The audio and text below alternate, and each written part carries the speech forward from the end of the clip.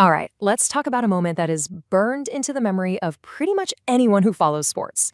June 28th, 1997, Mike Tyson versus Evander Holyfield 2. Of course, we all know it as the bite fight. It was just shocking. An act that millions of people saw live. But here's the thing. The real story isn't just what happened, it's why it happened. I mean, that image is just seared into our collective memory, isn't it? You can see it right now. Tyson lunges, Holyfield jerks back in pain, and a piece of his ear literally falls to the canvas. The act itself? Everybody knows it. It's one of those moments that just exploded beyond boxing and became this huge cultural flashpoint. But see, that's just the what. The real story, the one that's way darker and a lot more complicated, is the why. It's so easy to just write it off as a fighter losing his temper, but there's this whole tangled web of reasons that push Tyson to do something so unthinkable. And that's exactly what we're going to get into right now. Okay, so to really get our heads around the bite, we have to rewind the clock a bit. The fuse for that massive explosion in the third round, it was actually lit 7 months earlier, in the first fight between these two absolute legends. So heading into that first fight, you've got two titans who are on completely different trajectories. On one side, you have Iron Mike Tyson. He's this feared prodigy who's just come out of prison, and he's desperate to reclaim his throne, not to mention get his finances back in order. And on the other side, the real deal, Evander Holyfield. A lot of people thought he was kind of past his prime, but the man had a will of absolute iron. I mean, the stage was just perfectly set for this epic clash of styles and personalities. And right here, this is where the core of Tyson's grievance really begins. Holyfield's whole strategy was to get in close, fight on the inside, and clinch up. Now, during those clinches, Tyson became absolutely convinced that Holyfield was intentionally headbutting him, over and over again. And the worst part, from his perspective, the referee was just letting it slide. So this wasn't just a simple frustration for him. It was a deep-seated feeling of injustice that would basically poison his entire mindset going forward. And you know what? Holyfield's game plan worked like a charm. He managed to survive Tyson's terrifying early storm, he wore him down, and then boom, he wins in a shocking 11th round TKO. For Tyson, though, this wasn't just losing a fight. No way. This was a deep, profound humiliation.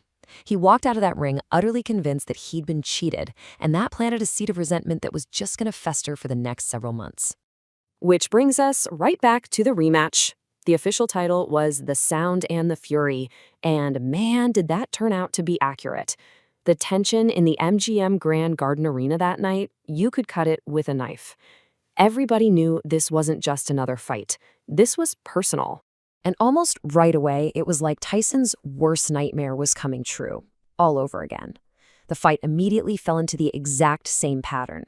Holyfield closes in, they clinch up, and their heads start clashing. For Tyson, this wasn't just déjà vu. In his mind, it was proof. Proof that he was being denied a fair fight. Again. You could literally see the frustration just boiling up inside him with every passing second. And then we get to the third round.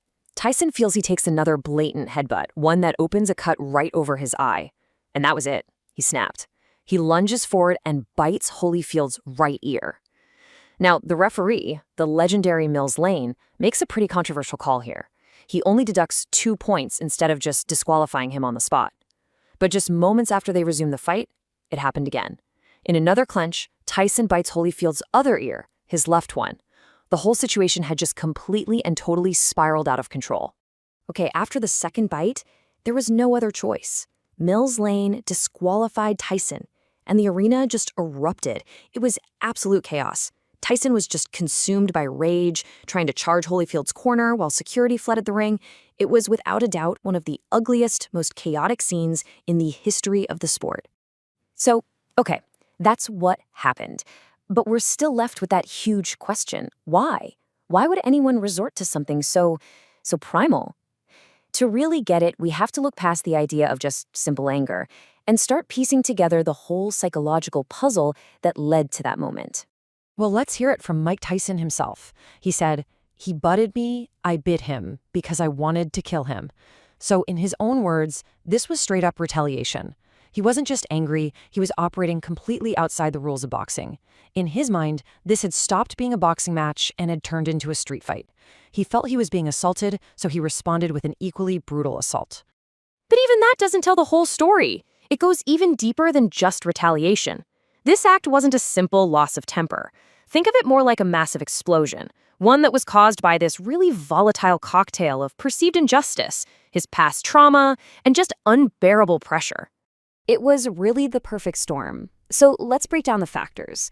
First, you have this genuine, deeply held belief that the system, the referee, the officials, all of it, was rigged against him.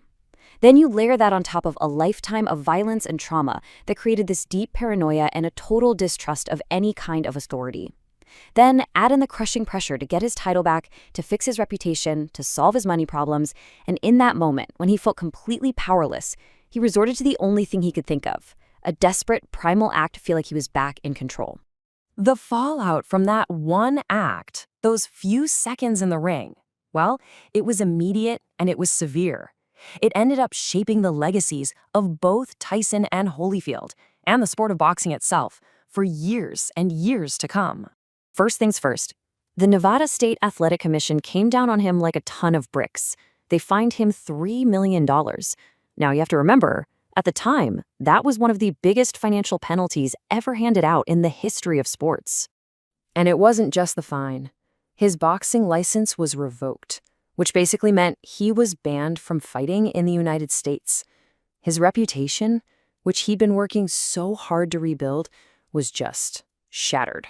That whole Iron Mike persona, it was gone, replaced overnight by this public image of an uncontrollable, wild animal. But, the story doesn't actually end there in all that chaos and condemnation. And this is the truly remarkable part. Over the next several years, Tyson really started a long journey of self-reflection, even therapy. He eventually apologized publicly to Holyfield, and incredibly, Holyfield forgave him. I mean, today, the two men have actually reconciled. They express mutual respect and even friendship, which is just a wild testament to how people can change. And this really brings us back to the central question of this whole thing, doesn't it? The bite itself will always be a shocking act. There's no getting around that. But knowing the why, knowing about the deep-seated feelings of injustice, the paranoia, the immense psychological pressure he was under, does that change how we see the what? Now look, it doesn't excuse what he did, not at all. But it definitely complicates that simple story of just a bad guy losing his temper. It forces you to think about that razor-thin line between the controlled aggression we celebrate in sports and the raw, primal desperation of a man who feels like he has absolutely nothing left to lose.